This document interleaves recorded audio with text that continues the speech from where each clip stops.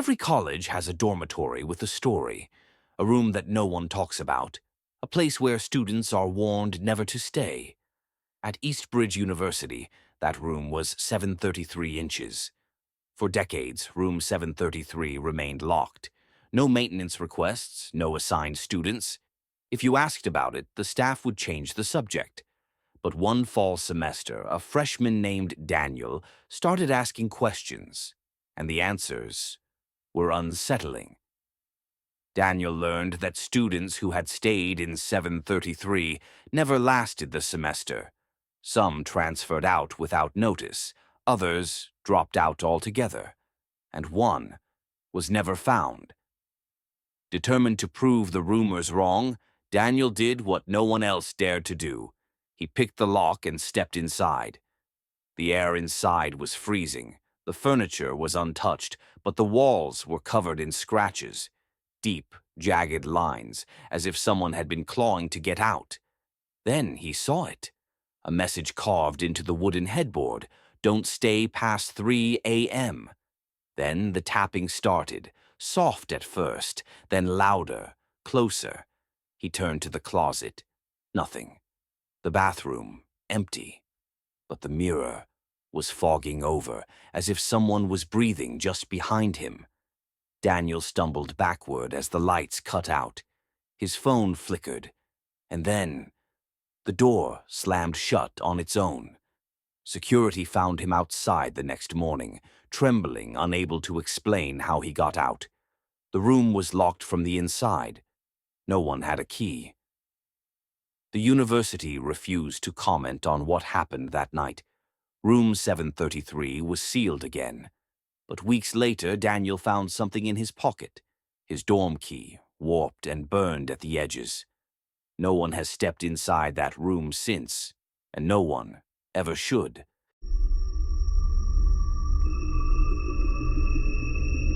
Professors come and go. Some retire, some leave for new opportunities.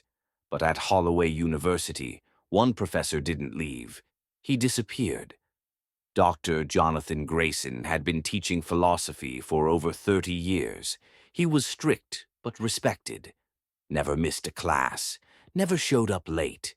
But one morning his students arrived, and he was gone.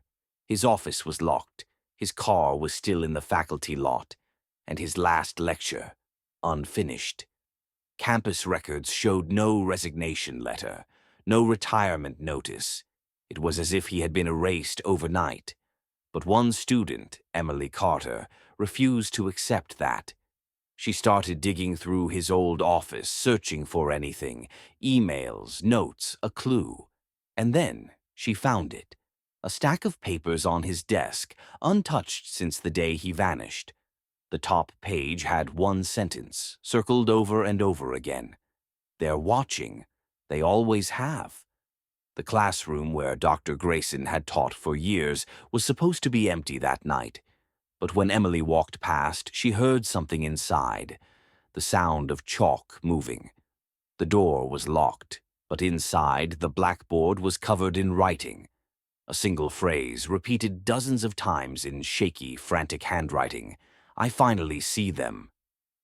Emily ran. But the next morning she returned with campus security. The board was wiped clean. The room, silent. But on the professor's desk, one final message was waiting for her, written in his unmistakable handwriting. "It's too late."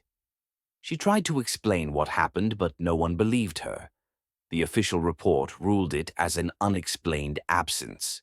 But students in his final class claimed to have seen something that day, something in the reflection of the classroom window, just behind Dr. Grayson.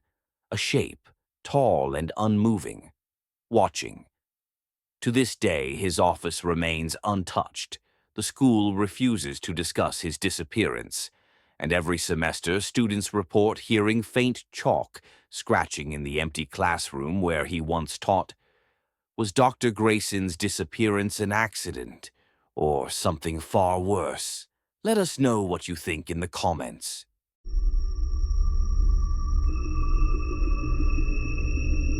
Libraries are meant to be places of knowledge, but some knowledge was never meant to be found.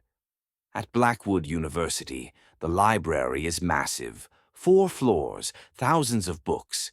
But there's one section students aren't allowed to enter, a wing sealed off decades ago. No one knows why, or at least no one who's willing to talk about it. One night, a graduate student named Mark decided to find out for himself.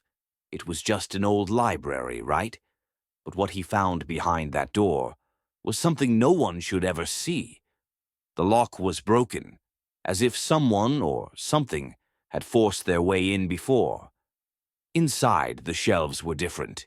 The books were ancient, their covers blank, their pages filled with symbols that didn't belong to any known language.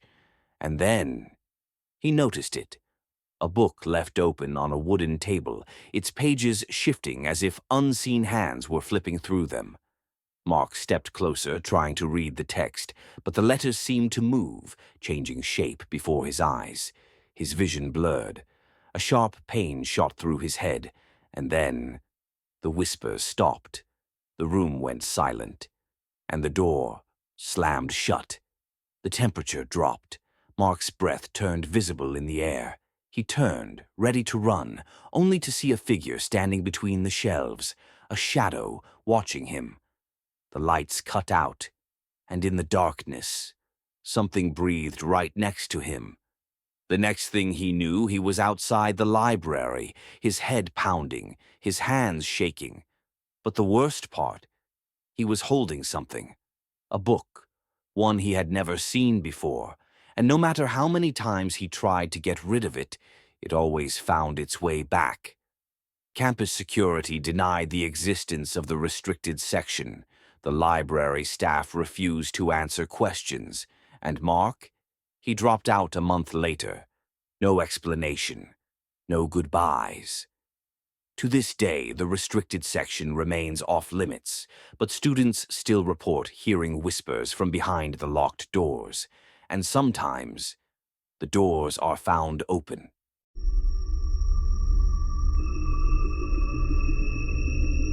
Every college has secrets, hidden rooms, abandoned buildings, places students aren't supposed to go. But at Ravenswood University, there's something much older, something buried beneath their feet. Beneath the school, there's a tunnel.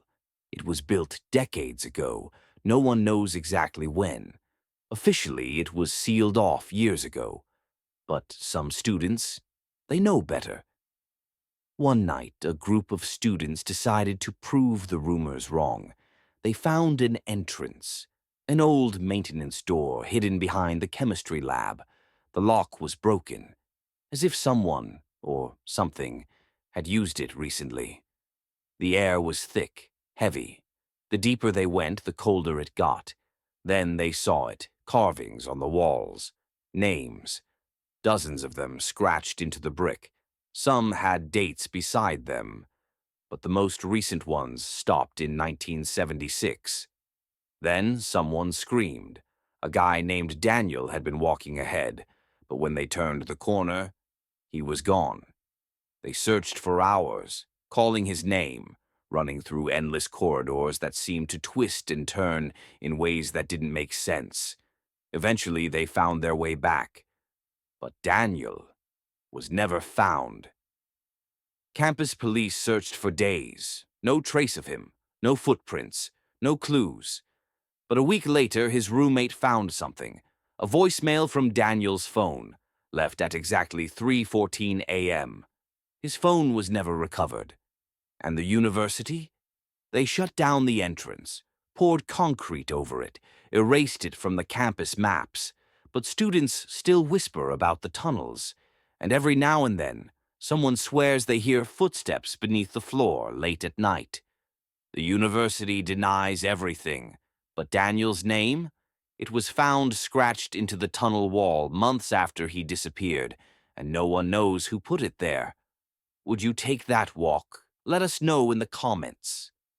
5 stories, 5 colleges, 5 mysteries that remain unsolved to this day. Every year, students vanish. Strange things are whispered about in dark corners of campus, and sometimes the past refuses to stay buried. Which of these stories sent chills down your spine the most? Have you ever experienced something unexplainable on campus? Let us know in the comments. And if you think these stories were scary, wait until you hear what's coming next.